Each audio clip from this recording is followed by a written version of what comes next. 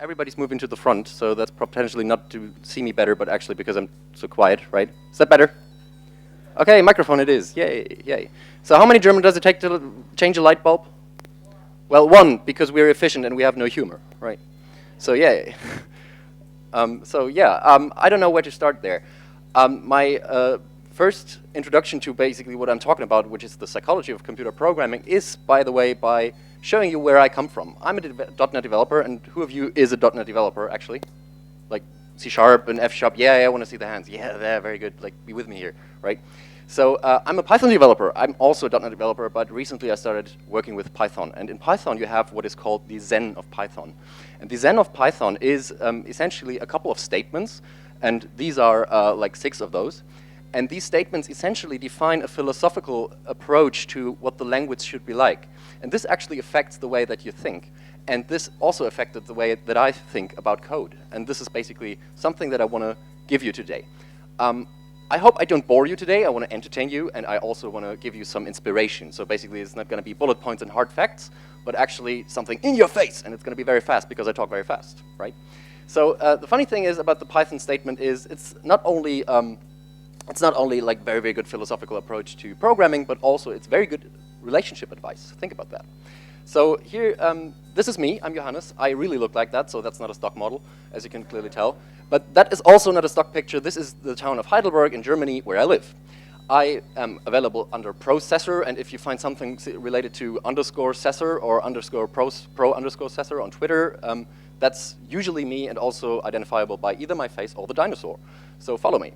That's my website in German. You potentially, like, there's some English articles, so you might potentially not understand everything on it, but I ramble on about many, many different things. So I love code, I really do. Code makes me angry, code makes me very happy. If it's good code and I open the code base, I really enjoy myself. It's like, oh yeah, this guy is making total sense, this is awesome. But sometimes I open a big code base and it's like, oh, what the fuck's that guy doing, right?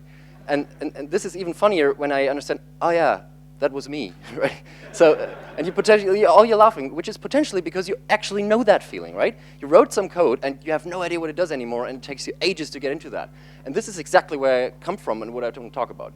I have a master's degree in computer science, so I should know what I'm talking about. But then also a couple of years ago, I started studying psychology at the University of Heidelberg.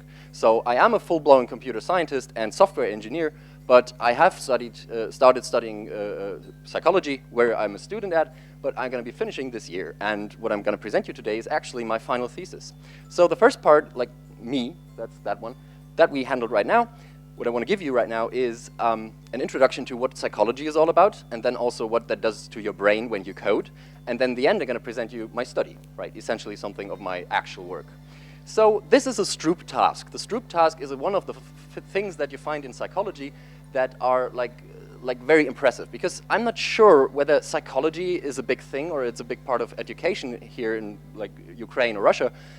This is something that baffles people. Like if you just show them, if people ask you, well, what is psychology? What does psychology do?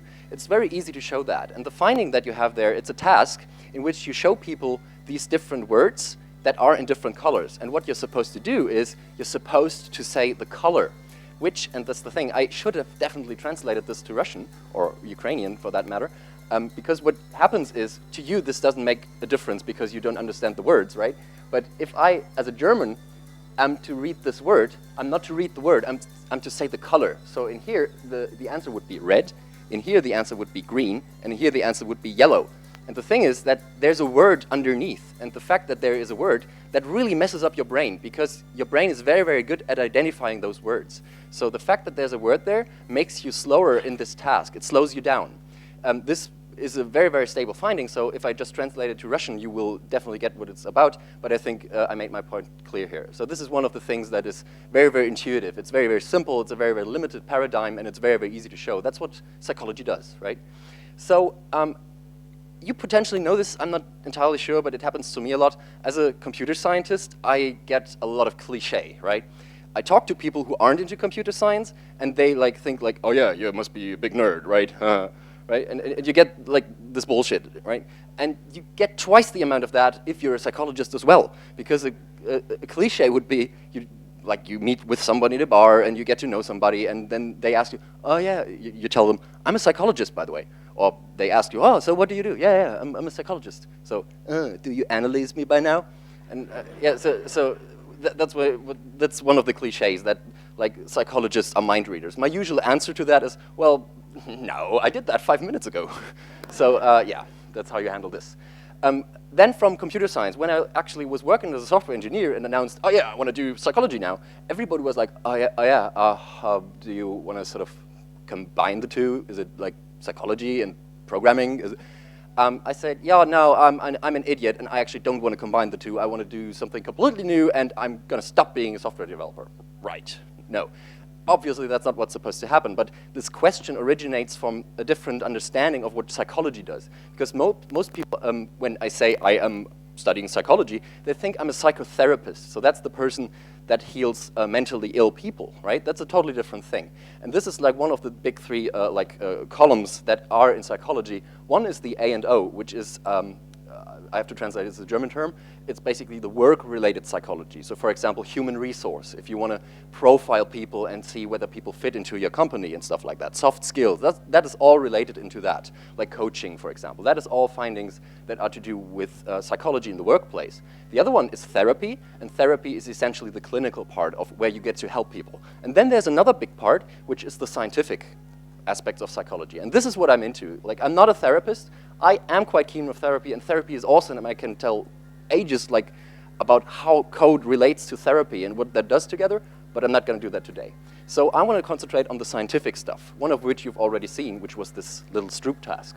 There's more complicated things, and one of the interesting things in psychology are, and this is what I want to get to, psychology is interesting, this is a fact for me, complex problem solving. Complex problem solving is a distinct discipline about how people approach problems, how they really do something with it. And you're going to see how that relates to you as a software developer in a second. What is a complex problem? What is a problem to begin with? Yeah, well, you can study a lot of problems. One fundamental problem that you often study is the 9-point problem. Consider this. Some of you might know this. Who of you knows this? Right? Yeah, you do? Yeah, okay. Not too many hands. That's good. That's good. Everybody who knows it, shut the hell up, right? But here's the thing. You tell people, and you can do that in a bar situation, you give them a napkin and say, here's a pen, do the following. Here's 9 points. Connect them, like using continuous lines and only 4 lines. So basically people will start, and it's the thing, because everyone's like, oh, what's the catch? Yeah, well. But everybody gets that there's a catch, but then anyway they will start like this. And what they will end up with is something, well, shit, that's 4 lines. And yeah, so everybody understands, well, this won't work, but they do it anyway. So. Well, the good thing that you can do is like this. So basically, this is literally thinking outside of the box, because people are seeing a limitation there that you haven't been posing, right? So that's quite interesting, how people do something with a problem stated like that. So the way that you actually phrase something, that makes people think of something in a certain way. And like just the fact that you ordered it to be a square, really, that changes how people think about this, and they understand this shape as a whole, where you didn't say you have to stay within the shape. So that's how your brain essentially works. That's what your brain is really good at. So another thing is, you might know this, that's the Tower of Hanoi, and you basically get to like shift the disks around. So this is basically some of the things that you can study in complex problem solving. Psychology also has a lot of more very, very complicated discourse going on. And one of them I was introduced to during a seminar, and this guy is called Tim von Gelder. He's an American philosopher, and he posed the following. So what might cognition be if not computation? That was the name, the title of his big paper. And this actually triggered a lot of discourse, which was quite interesting to me, because here's how he starts out. He said in 1788, some guy named James Watt built a steam engine, right? So the steam engine was constructed in order to be able to trigger looms. So basically threads, so building threads from cotton. So the thing is that a steam engine, imagine how a steam engine works. I used to have a picture, but I didn't have the rights, so I removed it, so I'm sorry. Otherwise there would be a nice image of this now. So the way that the steam engine works is, well, you make a fire, right, under a cylinder filled with water, and that makes steam, and that steam blows through a vent, and then goes into like a big thing, like an arm thing, right, and that rotates a wheel. The thing is, what is controlling the rotation of the wheel? Well, it's the pressure within the cylinder. And the deal is, like, how, by making a fire, do you now work it out that the wheel, which is coupled to the pressure in the cylinder, how do you make it so that the wheel goes in the same speed all the time? And that's the problem for the textile industry. The looms, they actually need a constant speed. How do you achieve that? Well, what he says is, well, yeah, you could automate this whole thing. What you need to do essentially is you need to measure how fast that whole thing is going and then sort of apply the pressure. So you could put a person there who looks at the steam wheel and says, like the flywheel, and looks at the flywheel and says, oh yeah, this is going too fast, and he regulates it down. Oh yeah, it's going too slow, and he regulates it up, right? But people power is always expensive, so the question raises, how can we automate this? What can we build for us to do that? And he says, well, you could easily write an algorithm. Well, that's definitely not what James Watt said, but this is an argument that Van Gelder is making. Well, you could measure, right? You then get a representation, and you compare this representation to a supposed state, right? You see, well, is it fast enough, or is it not? Is it running too fast? If so, you calculate an application of the valve, right? And then you apply that. And then you do that again and again and again, so basically measuring cyclically. So this is the way that he supposed, like that he says, well, most brains work like that. And most models in psychology are actually described in such a fashion that you describe an algorithm. So basically, how does image recognition work? Well, let's describe it as an algorithm. But what he says is that this view is very limited, because the aspects of this are that essentially what you do is you get a representation. Then also you do computations on these symbols, on these representations. But then also you have to do that in a cyclical manner, and also it's always the same sequence. And usually when you think about that, is that seriously, like that's how algorithms work, is that appropriate to describe human cognition, how humans think and like reason? I don't think so, and that's exactly what he's saying. He said, oh yeah, what Van Gelder then did is build the following machine onto the steam engine. It's basically like a rod, and this has weights on its side. And this rod, it rotates, and it's coupled to the flywheel itself. So basically, when the speed of the flywheel is high, the rod will rotate very fast, so the weights will be pushed out. And by pushing out through this scissor thing at the top, it is coupled to the actual valve, and it will regulate the valve down. So the faster this whole thing goes, the more the valve will be closed. But then there's less steam, so basically it will rotate even slower. The weights will pull it in, and then also open the valve again. So basically this stabilizes this whole system, and the funny thing is, thus making it very, very consistent how the wheel rotates. This is basically, it's called a governor, the system, and basically this is not computational at all, it's coupled. Right? It's coupled to the thing, and it's a mechanical thing, and describing this through an algorithm, because it doesn't use representation, it isn't cyclical, it isn't just a sequence, no, it's coupled. It always works. When the wheel changes, this thing changes. So basically, maybe cognition is in the same way, and rather than describing cognition through algorithms and like sequences of stuff happening, well, maybe you should actually understand it using complex solutions and formulas, right? So basically, like longer equations. You have to have different models of cognition. So this is one of the more complicated things, and I'm actually not going to go into the implications of this.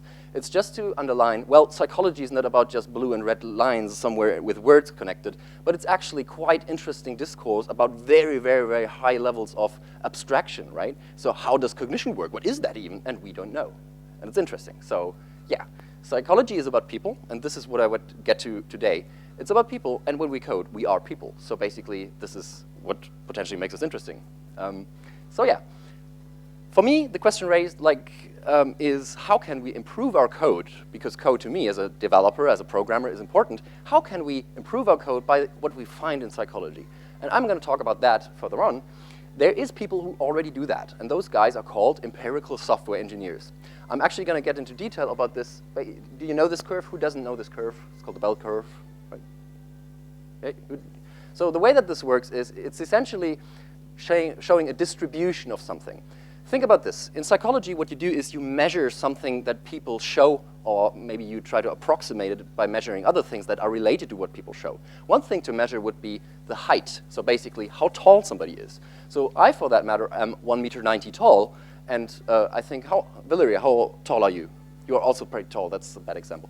But somebody who might be very small, so basically, then what you do is you calculate all these values, you get them together, and basically you group them together and show what the distribution of that is. And what that means essentially, and this is quite important, and I'm going to get into detail because of that, this means there's going to be some people who are very, very small, but that's not going to be that many people, right?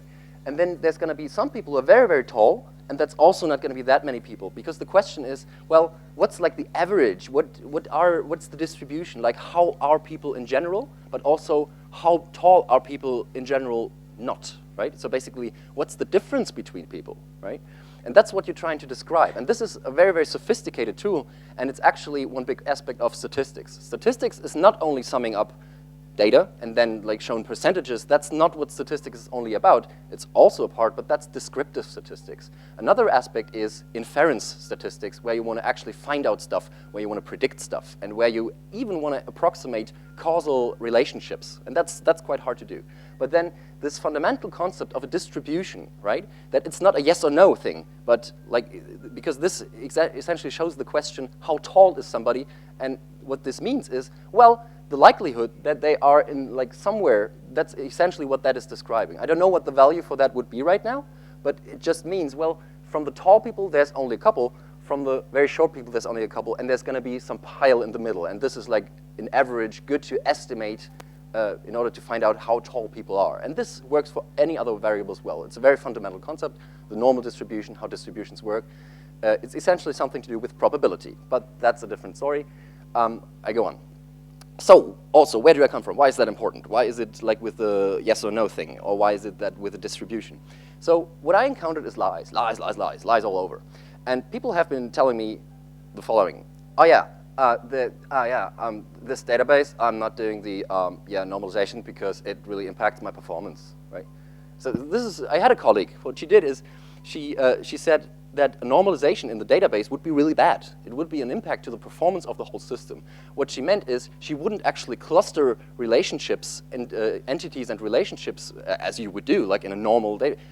To who of you is normalization not a term? Like normalization, everybody understands normalization, right? Yeah, very good. Yeah, so normalization, and her argument for not normalizing the database was, oh yeah, I have to do all these joins, and doing joins is slow. But then she ended up putting comma-separated values in the columns, and in order to get the values out of the comma-separated columns, what she had to do was string comparisons, and those are much slower, way slower than normalization, because the database is optimized to do the normalizations. So the thing is, I think having this discussion with her, again, because this was when I was just started, I just accepted it and thought, well, she must be knowing what she's doing. But actually she didn't, and that was my reaction to that. Well, nowadays I'd say, no, that's just fucking not true. Because the thing is, yeah, what is your actual performance requirement, right? So basically you're having an impact on the whole design of the system, but you're not actually saying whether that's justified, right? So so how many requests per second do you want to provide? And if that goal is met, is it then a good argument in order to not normalize the database or to normalize it? That's the thing. So I stood there and I didn't ask for proof. I didn't ask for, yeah, well, is it really? Or is it that you just are, well, incompetent, right? So it's a good question. And also it's not about putting people as incompetent.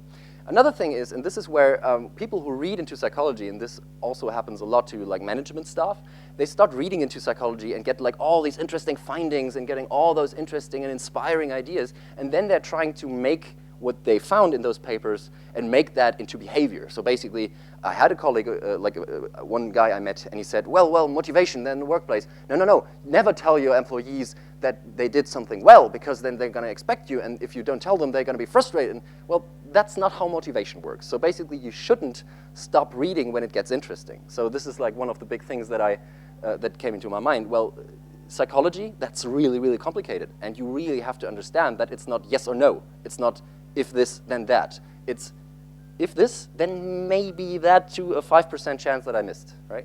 And this is exactly what statistics is doing in psychology. It's giving you the power to express something and also include an error term, saying, well, I might be wrong, or I am so-and-so sure that this is happening.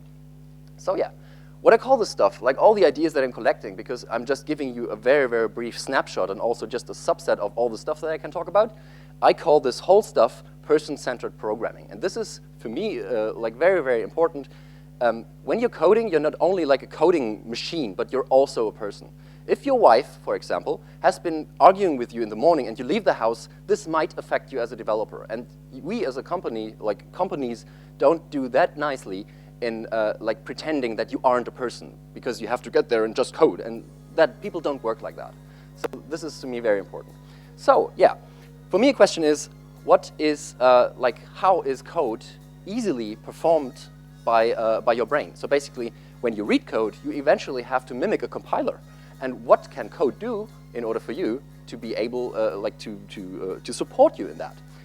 For me, the question is exactly that, identifiers. Because the compiler checks all the syntax, and if you miss a comma, the compiler will say, no, that doesn't work, right?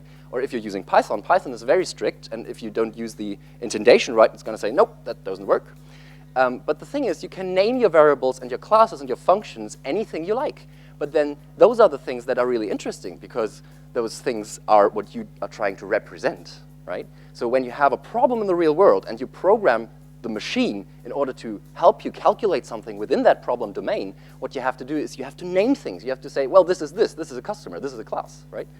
And this naming stuff, this is where you put stuff in that is from you as a person, right? So this is why identifier names are important. I'm going to make some more examples because now the question to me is, well, identifiers. What affects identifiers, right? And these two words are both German, whereas the other one isn't necessarily German. It's Mama, which means mother, right? And the fact is that people could say, well, how does an identifier quality, like what about identifiers changes my code? And one of the aspects would be, well, the length, right? So if I put a long identifier, that must be a good identifier, and short identifiers are bad. Well, it's not that simple. That's a good theory, but it's not that simple. We find that words that are very, very short, such as mama, they occur in language, in natural language, very, very often because they're just so simple. And it is no wonder that the word for mother, which is such a fundamental concept, which is so important, so early in your own development, that this is such a simple word with very, very simple phonemes.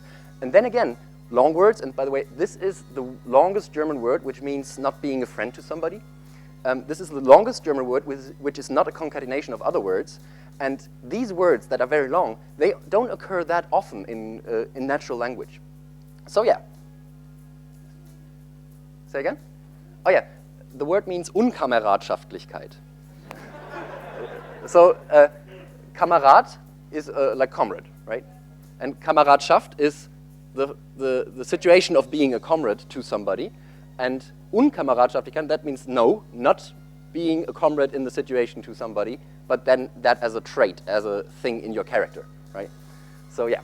So what other things can your brain do, rather than just reading words and looking at the length? There is this number, you might know this, the magic number 7 plus minus 1, which is often cited in UX development. The thing is, this is an interesting thing, what this does. This might seem to you like an arbitrary number of like an arbitrary list of numbers, but the thing is, if you group it together, you will quickly see, well, you actually can rearrange those information points to something more meaningful, just like you do in code. This is called a chunk. And this is what you do when you build a class or a function. You group together statements and actually increase the level of abstraction. Rather than going ahead and like putting like a date and the name of something together and then handling it around on its own, you group it together. So basically you create a chunk so you can think about it in a more abstract way. And your brain is very good at doing that. So I'm going to actually skip some slides because I'm talking very fast, but I'm really, really slow. I already got the 30-minute sign, so I'm going to speed up some of the slides. I'm thinking language should really support you in what you do. And this is the algorithm for quicksort in C#. This is the algorithm for quicksort in F#. So I'm thinking, well, there must be something to the language that really supports you in expressing your ideas more concisely and more clearly. And another thing is that, well, your ideas need not only to be expressed in a good language, as like with syntax and the pragmatics of it, but actually you have to put in good semantics in order to support what's going on. So natural language is the key. This is the normal interface for a datetime in C#, and this is the interface that you could be having. So, right? So basically what you do is you increase natural language. There's always the aspect of saying, well, I want to program in natural language. No, that's a bad idea, but you want to have natural language in your code because you do anyway. So yeah, what happens if you don't do chunks, right? What happens if you don't say an email is an email class, but you pass it around as a string? What happens is that you end up with primitive obsessions and other very, very negative patterns. For example, switch case statements, if those are in your code, well, I have a very, very bad message for you, because you eventually just failed to put a proper class, object-oriented polymorphism in, because all switch case statements can be replaced with a polymorphism of some sort. This is essentially one of the bigger parts where it really, really gets uncomfortable for me sometimes, because there's people after the conference come to me saying, no, switch case, that's awesome. Well, no. Well, they are, but not in an object-oriented world. So yeah, here's the thing. I'm coming back to the identifier names. Naming things, that's hard in all the languages. And here I have an example from science. So basically, this was a program that was written on TI Basic, which is a calculator. And like last year, I ported it to JavaScript. And all the variable names were like A1, and so basically, these are limitations that are in the code as well, but I actually want to ignore those limitations. I want to go to the rename method thing now. Rename method works in a certain way. You think about the code in a certain way. So this is the repository pattern. Who of you is familiar with the repository pattern of some sort, right? Yeah? Yeah? So what is a repository? What is it? Storage, data, right? So something like that. Exactly, but the thing is, what is it not? So it is not defined what it is. And the thing is that the fact that you put it in this example, the customer repository, makes you think about data. And essentially then, this is what also happens in the function name, because what you're doing is, well, you do get customer by ID. And getting something by ID, that is like what you do in SQL, right? You say, here's a predicate, give me whatever there is, right? But on the level that we're coding, this shouldn't be the way to discuss things that are going on. Because if I put repository there, I will end up with cluttered code. And I will refactor this now. The thing is, what I already see, it says customer, customer, customer, customer, customer. So apparently the customer appears to be the interesting thing and the thing that we really care about. So basically lose the damn repository. Then also you can rephrase, rather than get by ID, what you will do is you can replace this part and say, well, what's the relationship rather than to the database where you say, I get from ID, right? I get by ID, that's data related. But I want to have something person related now. And a person by ID, or by year of birth for this example, would be, well, when is the person born, right? You can even continue some further. In .NET, what you do is, rather than, as in Java, you have like blah, blah, blah, and then impl, right? In .NET, you have it the other way around. You say I as the interface, and then the concrete implementation doesn't have that I. But the thing is, you can hack this, because what is an interface? What can you put in an interface? Functions. What can you not put in an interface? Data, right? Although .NET is like shoehorning this whole system because you can put properties, but that's a different story. You can only put functions, so basically an interface defines how something behaves. It doesn't show what something is. So you can use this and actually rephrase the whole thing. Rather than say, I custom repository, you can go, well, I find customers, right? You say, well, it's only functions anyway. So basically you can make this like present itself like an active thing to begin with. So rather than saying that, you say, I find customers. After I had this presentation, some guy came up to me and saying, well, actually you finished there, but you shouldn't be finished there, because here's the thing. The year of birth is always the year you're born in, so basically you should replace this and make this the year. And then also, if year, you're saying year all the time. If year is important to you, well, it should be a special class, and now you can do validations. So I have customers born in year, rather than customer repository, get by ID. That's very artificial to me, but this is very, very human to me. So basically, this is what I want to get to, asking myself the question, how does the humanity in the code actually affect my performance? And other authors have been like on this bandwagon for a while. So for example, the working effectively with legacy code, the rename method, this is all I did. You can always do a rename method because it usually doesn't break anything. Then you can do chunking. This is also like related to that, but I'm not going to make this point because I'm running out of time. Then also, Robert C. Martin in the Clean Code book says, well, you shouldn't name your classes manager and stuff like that. And the funny thing is, all these items, they are very, very good ideas, but none of them are proof. Like literally, in the Clean Code book, it says, don't name your classes this and that, name them this and this instead. But why? And the question for me was, what happens if you do? And also, what happens if you don't?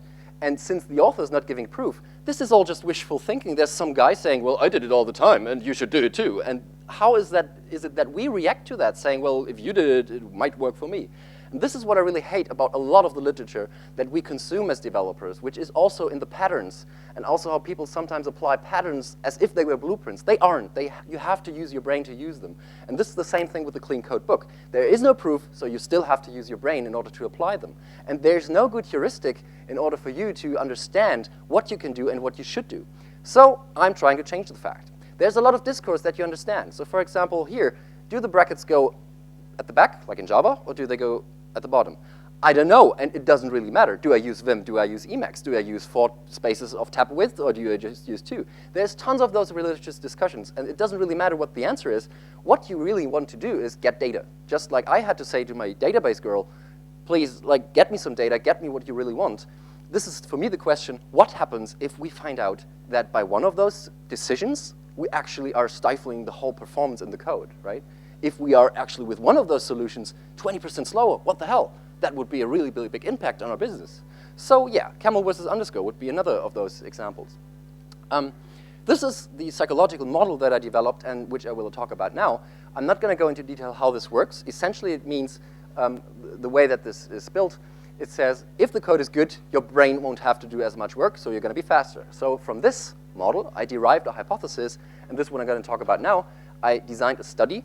And in the study, I tried to measure this whole thing. This is a very, very focused, very, very limited view. I mean, these were many, many aspects right now. But in the study, of course, I could only cover a certain of those aspects. So I was caring about the qualifiers, the identifiers, and the qualities of the identifiers. So I wrote the client in Python, and I really love Python. What I think of Python is actually summed up in these 2 slides very, very nicely. Python is really great. Let's talk about the design. So how do you actually conduct a study? How do you really do that? So first of all, I built a couple of snippets. And a snippet, so basically this is supposed to indicate 3 snippets now, be with me. So a snippet is supposed to be a problem, a certain algorithm, right? A little piece of code, a function of like 10 lines length, 90 tokens, right? So they were quite standardized. So then each of those tokens would actually be provided in 3 different conditions. In the first condition, the code would have like a very, very speaking variable name, such as customer. In the second, it would be an abbreviation, like cus. And in the next one, it would be just C, so just a single character. Those were the 3 conditions. And then I applied those 3 conditions over all the different codes. This is what this looks like. This is like the normal condition where you say, well, you have a specification here, then you have a parse query string, and you have parts in the parts. And what people are supposed to do is, like in the task, they're supposed to find a semantic error. So it's guaranteed that this code will compile, and it will do something, but it will do something very, very bad as in its specification. So this will compile, but it has a semantic error. What's a semantic error? Well, a bug, right? It's not doing what it's supposed to do, but it works. Technically, it works. And it might even be tested, right? So that's why that is interesting, because this is where the magic happens, where the compiler doesn't help us. This is the condition of where everything is just this, by the way, the same code, as you might have noticed, right? It's the same code, but all the characters are replaced. And the thesis is, well, if it's all speaking, right, and it is with semantics, it should be easy to find semantic errors in there. And if it's without semantics, it should be hard to find those semantic errors. And those semantic errors, those bugs, those are what cost us the most development time. Those are what causes code to be quite interesting. So yeah, I had all those different snippets in those conditions. And what I then did is I had to apply the design, because when you show people those design, like those different snippets, you have to make sure each of the people sees all 3 different conditions. And then also you have to make sure that not all persons see the same snippet. So basically you have to combine the whole thing. This is like a basic experiment planning, and I can go into detail, but it's not that interesting. But actually I was lying to you. I had 6 snippets, but I was applying them in a quite complicated block design. So basically each person would see 6 snippets, and in the first part they would see the snippets with a semantic error, and then 3 other snippets with a syntactic error, because obviously finding a comma shouldn't be affected by the quality of the identifiers. So this is what we measured. So what we said is, well, why is it interesting? What's the point that we want to get to? What I want to say is, well, if the code is nicely written, it's easy to understand. But how do you measure understanding?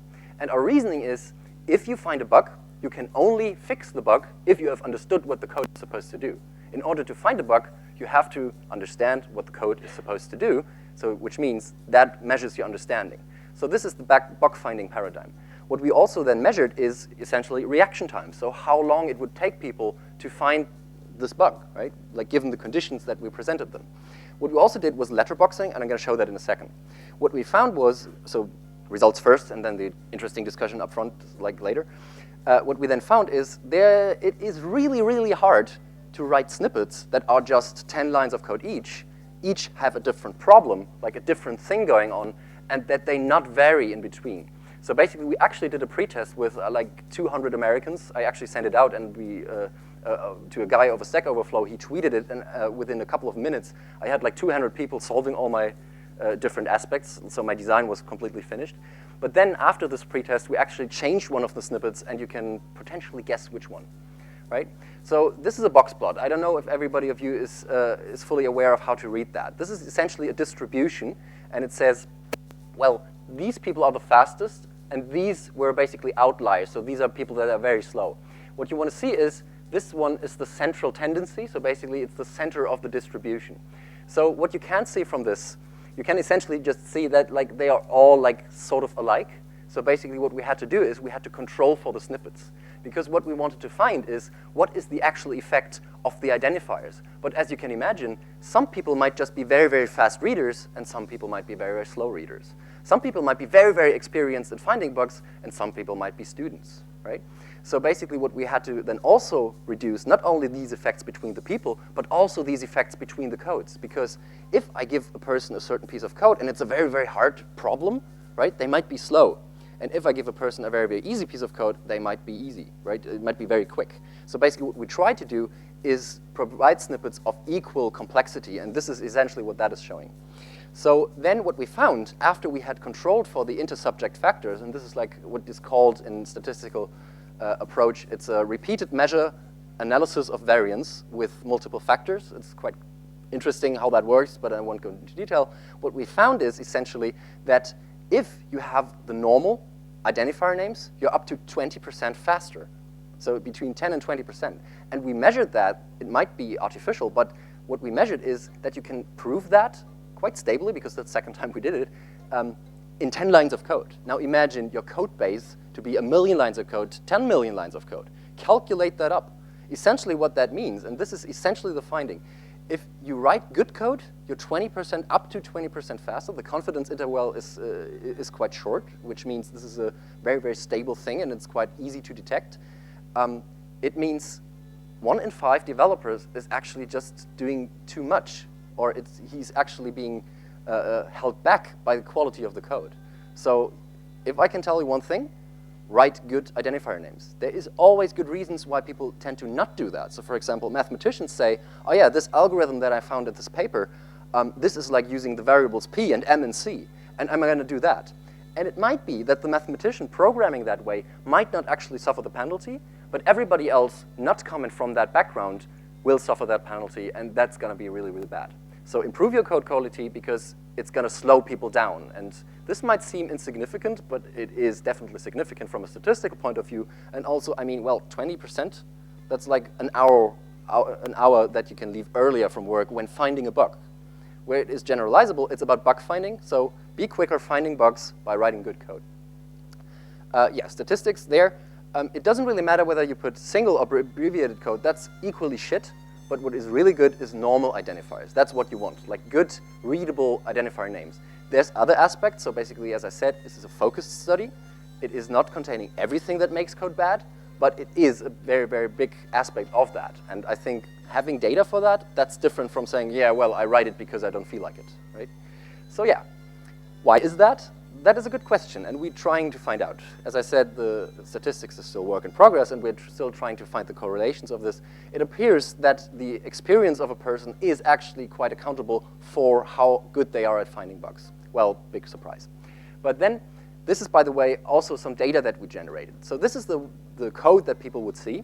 So basically, actually, it's not showing the contrast level right, because this is actually like a white frame on a gray background, on a gray backdrop. So basically what you would see is not the whole code at once, but only a letterbox. So people would have to use the keyboard in order to shift the letterbox and actually read the code one by one.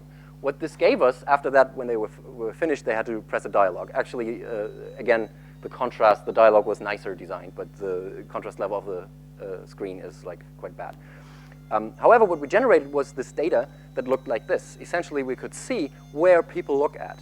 And what we are supposed to do, so what we will do basically in the further analysis of this, is try to see and understand how this correlates to eye tracking information. So basically actual other correlates of how people interact with text. What we can already see is basically this. The person starts here at the top. The way that this works is essentially, as you saw here, basically you flip down and you always start here at the top, right? So you have one line, and the last line would be the 7th line, and then in the center you would have the 4th line. Essentially what this thing here is showing is the blue line, which is sort of the center of the view of the person. And you can see they start out reading the code. So for example here, he starts out reading the code, he goes down to the bottom, and then he goes up again to read the comments again, and then he goes to the code. The red line is the position in the lines of code where the error would be. So basically, this person would read the documentation a lot, and then go here, and then sort of look at the code a while, and then skip back to reading the comments again. So basically, these are interesting patterns that we found, because novices, they tend to really get engaged with all the single details, and they really read the code one by one. Whereas experts, they sort of scroll down and scroll up and actually build very abstract schemes of what is going on there. And you can show this in other scientific studies, for example, eye tracking studies, or studies with an MEG, which is basically a hat that you're wearing that measures your brain activity. And this is essentially what you can already find in these behavioral patterns. So basically here, this one was quite interesting. He was reading the specification, scrolled down and found the bug, whereas this one really baffled him. I mean, the size of the line is essentially the duration that it took the person, right? So basically, this one's a very good example because it's very congruent to my hypothesis that this one, I think, is the normal condition, this one is the abbreviated one, and this one is the single condition. He couldn't really make it out what it is. And then this one are the tasks where people were supposed to find syntactic errors. These are all semantic, so the code is working, but it has an error due to a specification, whereas this one here has like a missing comma, right? So basically, this totally, as you can see, it doesn't affect it. Like people really, oh yeah, that's a comma missing, right? So this is not affected by the way that we designed the study. This is not affected by the semantics of the code. So yeah, this is some data that we further need to analyze. So what I want to leave you with is basically this. Don't believe lies. Get some data, get some proof, ask people of why they think stuff is. And it's more often than not, it's not a yes-no answer. It's a well if, but well if that, and under what conditions. And actually, can you show me some data? No, then shut the hell up. You're a human. You should really concentrate on your gut feeling. Where I come from is, well, I feel this code is shitty, right? And if I do, I might have good reason to refactor this. And with this refactoring exercise, then I can really shift the way that I think about this code. And I should allow myself and also my colleagues to do that. Refactoring by renaming things, it's one of the most powerful and also one of the most simple things that you can do. After that, by the way, there's extract method, which is essentially chunking, because you say, well, this thing goes together now and means something else now. So that is the chunking process that I was talking about earlier. So yeah, readability counts. This is also one of the parts of the statements in Python, because like the philosophy of Python has this encoded. So far, thank you for your attention. Thanks for having me. I want to stop. I want to say a big thank you to the guys who actually invited me and actually made me very comfortable staying here. So basically, applause for them as well. Thank you.